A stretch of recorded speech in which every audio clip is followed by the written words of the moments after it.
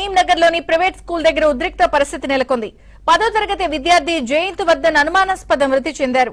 విద్యార్థి మృతికి స్కూల్ యాజమాన్యమే కారణమని బాధిత కుటుంబ సభ్యులతో పాటు విద్యార్థి సంఘాల నేతలు ఆందోళనకు దిగారు. పాఠశాల యాజమాన్యంపై కేసు నమోదు చేశారు పోలీసులు.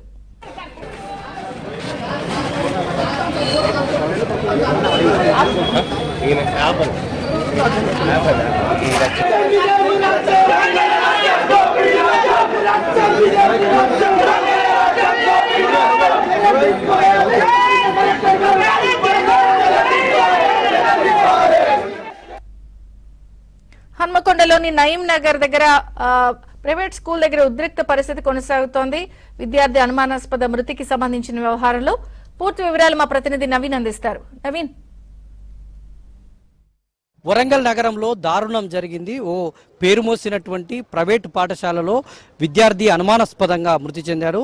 ఇక్కడ ఉన్నటువంటి హన్మకొండలోని తేజస్వి స్కూల్, ఇది మెయిన్ బ్రాంచ్. తేజస్వి స్కూల్కు అనేక రకాల బ్రాంచ్లు ఉంటాయి వరంగల్ నగరంలో. ఇది మెయిన్ బ్రాంచ్లో 10వ తరగతి చదువుతున్నటువంటి ఒక విద్యార్థి ఉన్నట్టుండి అకస్మాత్తుగా పడి చనిపోవడం కలకలం రేపుతోంది. బంధువులైతే ఇది ఇక్కడ తమకు అనుమానాస్పదం, చాలా అనుమానాలు ఉన్నాయని ఆందోళన వ్యక్తం చేస్తున్నారు. నయీం నగర్ తేజస్వి హై స్కూల్లో 10వ తరగతి చదువుతున్నటువంటి పోలేపల్లి జయంత్ వర్ధన్, ఇతను 15 సంవత్సరాల స్టూడెంట్, అకస్మాత్తుగా చనిపోయారు. అయితే ఈ స్టూడెంట్ మృతికి ఈ పాఠశాల యాజమాన్యమే కారణం, పాఠశాలలో పనిచేస్తున్నటువంటి అధ్యాపకుల ఒత్తిడే కారణమని బంధువులు అయితే ఆందోళన చేస్తున్నటువంటి దృశ్యాలు మనకు కనిపిస్తున్నాయి. బంధువులు ఉన్నారు, మాట్లాడించేటువంటి ప్రయత్నం చేద్దాం. విద్యార్థి సంఘాలు కూడా ఆందోళన పెద్ద ఎత్తున చేపడుతున్నాయి.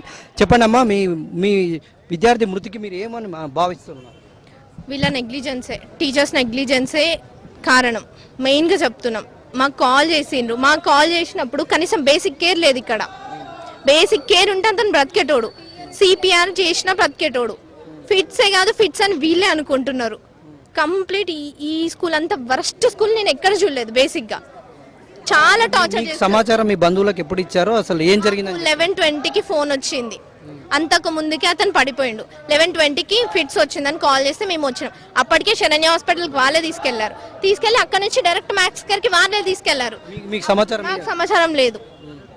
డైరెక్ట్ తీసుకెళ్ళి అక్కడ పోయేసరికి చనిపోయింది అని చెప్పిండు, అంతే.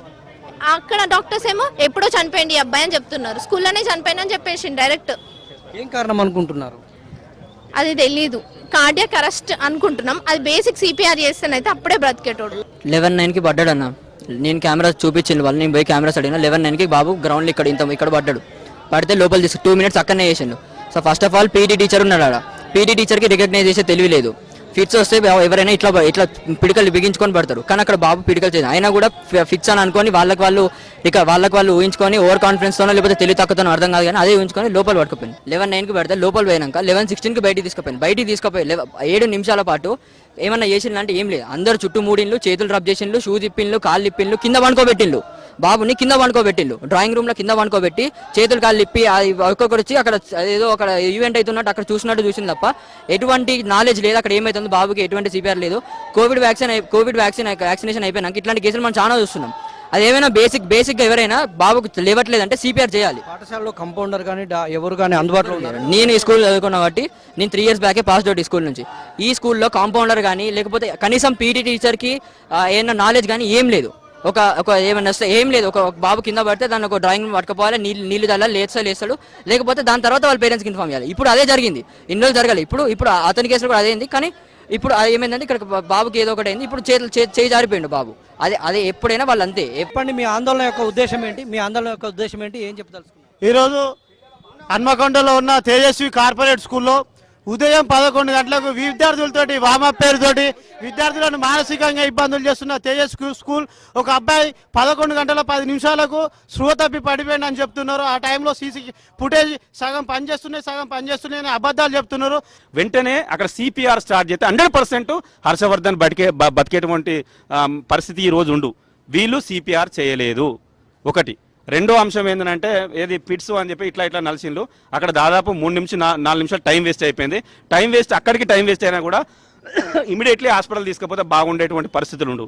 ఈ లోపల తీసుకొచ్చి రూమ్లో చాలాసేపు అక్కడ చేసినటువంటి పరిస్థితులు ఉన్నాయి. అప్పటికే 5 నుంచి దాదాపు 10 నిమిషాలు టైం అయిపోయింది. దాని తర్వాత ఆ అబ్బాయి పరిస్థితి వాళ్ళకి అర్థమైపోయిన తర్వాత హాస్పిటల్ తీసుకుపోవడం జరిగింది.